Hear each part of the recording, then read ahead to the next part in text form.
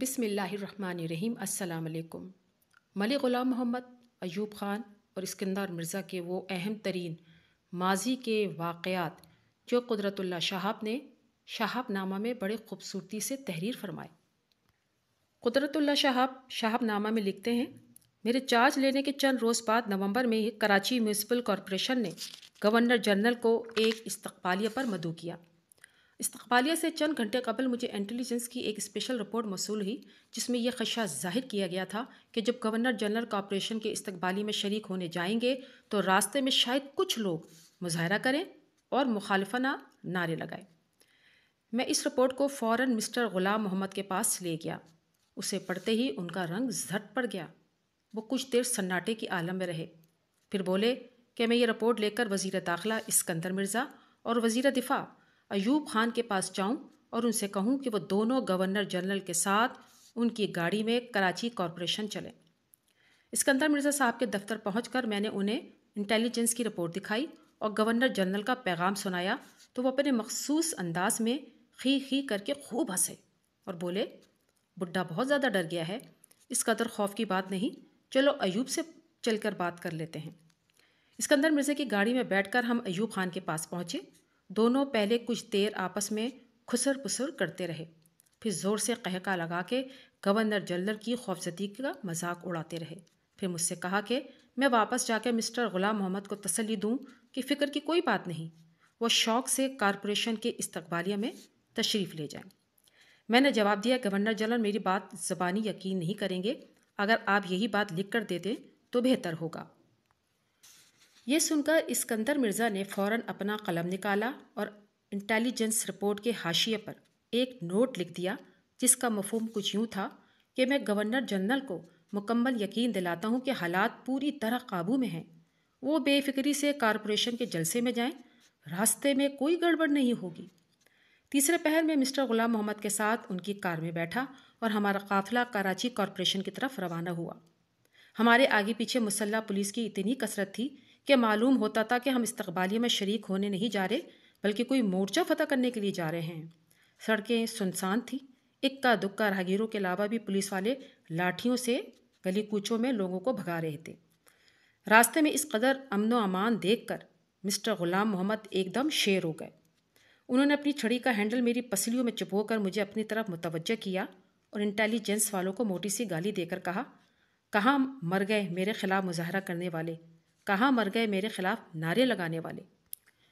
میں نے پولیس کے انتظام کی کچھ تعریف کر دی تو انہوں نے پولیس والوں کو بھی بڑی سخت گالی دی اور اپنی چھاتی پہ ہاتھ مار کر بولے، میں کسی سے ڈرنے والا نہیں، اگر کوئی میرے سامنے آئے گا میں اس کی ٹانگیں توڑ دوں گا، اگر کوئی میرے خلاف نعرہ لگائے گا میں اس کے منہ پر تھوک دوں گا۔ اپنے اس عزم کا عملی مظاہرہ کرنے کی خاطر مسٹر غلام محمد نے کار میں زور سے تھوکا جو اچٹ کر ان کے کوٹ کے کالر پر جا گرا۔ اے ڈی سی اگلی سیٹ پر بیٹھا تھا، اس نے ایک نیپکن لیا، میں نے اس سے کوٹ کا کالر صاف کرنے کی کوشش کی تو مسٹر غلام محمد نے چھڑی گھما کر مجھے غور سے گھورا اور کہنے لگے، تم کشمیری ہو نا؟ کشمیری تو بڑے بزدل ہوتے ہیں، تم صبح سے ہی سہمے ہوئے بیٹھے تھے، سڑک پہ یہ ہو جائے گا وہ ہو جائے گا، اب بولو کیا ہوا؟ غلام محمد کے سامنے کون کھڑا ہو سکتا ہے؟ تھو تھو تھو، انہوں نے نفرت سے کئی بار تھوکا اور کارپوریشن کے لان تک پہنچتے پہنچتے بڑی مشکل سے ان کے کوٹ کا کالر اور آستین کو صاف کیا گیا۔ غلام محمد کا معمول تھا کہ دن کے 11 بجے اپنے عملے کے کچھ افراد کو اپنے ساتھ چائے پر اکٹھا کیا کرتے تھے۔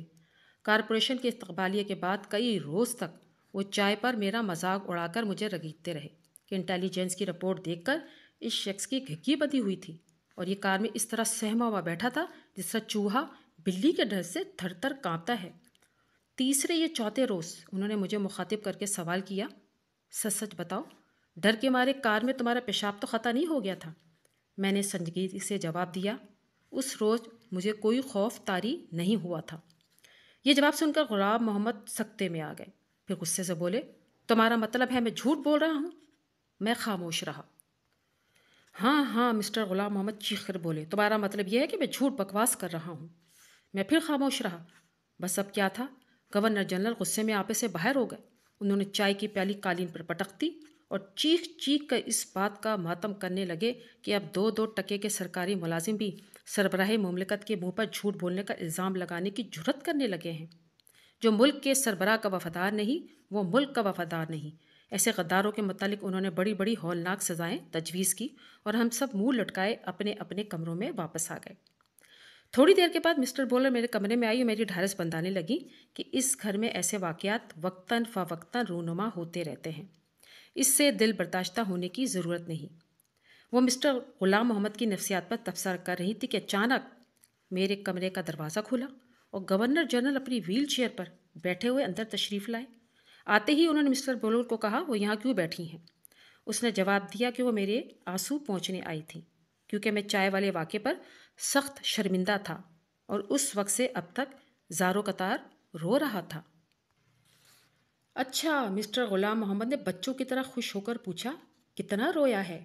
بوکٹ فوڈ ایکسلنسی، مسٹر بولر نے ہاتھ سے بڑی بالٹی کا سائز بنا کر کہا۔ کیا یہ اب ایک پیالی چائے کا مستحق ہو گیا؟ گورنر جنرل نے پوچھا۔ ہاں ایکسلنسی، چائے کے ساتھ کیک کا بھی، مس بورل نے کہا۔ نہیں، کیک تم کھانا، مسٹر غلام محمد نے مچل کے کہا، اس کو ہم صرف بسکٹ دیں گے۔ اس مول تول کے بعد وہ دونوں مجھے اپنے ساتھ اوپر لے گئے۔ مسٹر غلام محمد نے چائے کے ساتھ مجھے گن کر صرف ایک بسکٹ دیا اور خود وہ کیک کی کریم انگلیوں سے چاٹ چاٹ کر کھاتے رہے۔ ایک رات میں اپنے گھر پر سویا ہوا تھا، آدھی رات کے قریب ٹیلی فون کی گھنٹی بجی۔ میرا ڈپٹی سیکرٹری فرخ امین بول رہا تھا۔ اس نے کہا، آپ جس حالت میں ہیں اسی طرح فوراً گورنر جنرل ہاؤس آ جائیں۔ مسٹر غلام محمد بیمار رہتے ہی تھے، مجھے خیال گزرا کہ شاید اچانک انہیں کچھ ہو گیا۔ میں نے فرخ امین سے پوچھا، بڑے میاں تو ٹھیک ہیں؟ ٹیلی فون پر تھوڑی دیر کچھ خسر پسر ہوئی، پھر انہوں نے گول مول سا جواب دیا، ہاں، لیکن آپ فوراً یہاں پہنچ جائیں۔ میں بھاگم بھاگ گورنر جنرل ہاؤس پہنچا اور سیدھا مسٹر غلام محمد کے بیڈ روم میں گیا جو تیز روشنیوں سے بقائے نور بنا ہوا تھا۔ گورنر جنرل اپنے بستر پر بہت سے تکیوں کا سہارا لیے ہوئے بیٹھے تھے اور ان کے اسٹاف کے کئی ممبر کمرے میں ادھر ادھر سہمے ہوئے کھڑے تھے۔ میں کمرے میں داخل ہوا تو مسٹر غلام محمد کچھ دیر تک اپنی پیلی پیلی آنکھیں میرے چہرے پر گاڑتے رہے اور مجھے گھورتے رہے۔ پھر بڑے تلخ انداز میں بولے، مجھے زندہ دیکھ کر آپ کو بڑی مایوسی ہوئی ہوگی، آپ تو بڑے شوق سے میرا جنازہ اٹھانے آ رہے تھے۔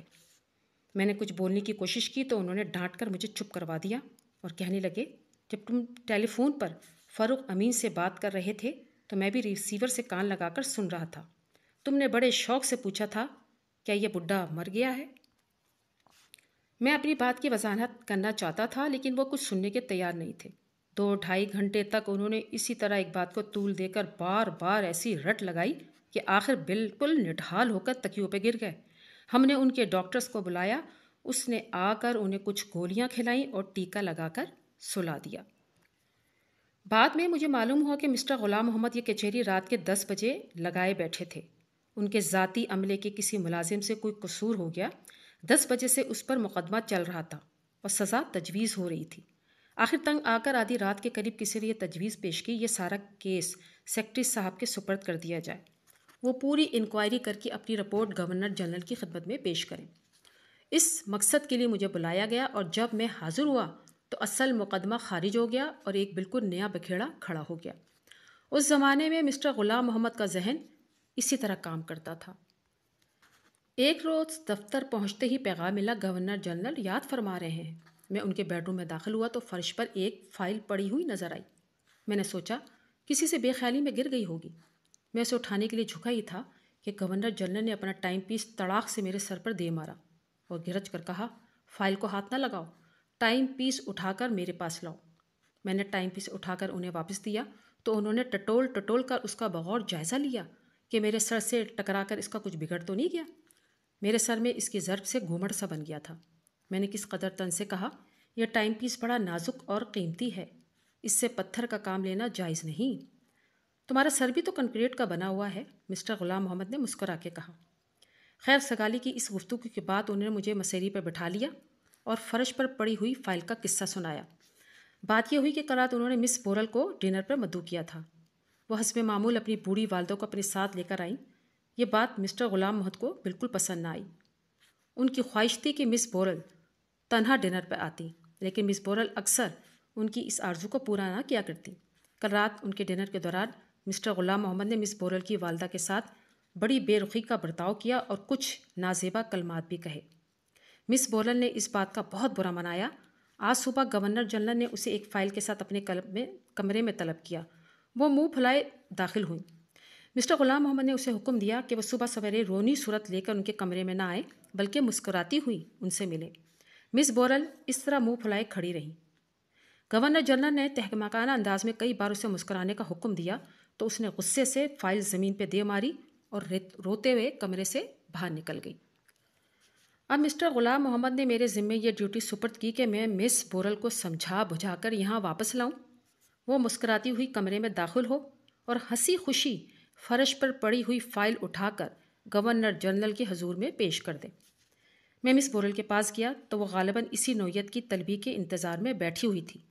وہ بڑی زیرک اور غمگسار طبیعت کی لڑکی تھی اور مسٹر غلام محمد کی معذوری کی وجہ سے اسے ان کے ساتھ ایک خاص قسم کی ہمدردی تھی۔ میں نے اسے ٹائم پیس سمیت سارا واقعہ سنایا تو وہ فوراً میرے ساتھ چلنے پر آمادہ ہو گئی۔ گورنر جنرل کے کمرے میں داخل ہوتے ہی اس نے اپنی مسکراہٹوں کا فوارہ چھوڑا اور فرش پر پڑی ہوئی فائل اٹھا کر اسے ادب احترام سے ان کی خدمت میں پیش کر دیا۔ مسٹر غلام محمد کا چہرہ دودھ پیتے بچوں کی طرح کھل اٹھا۔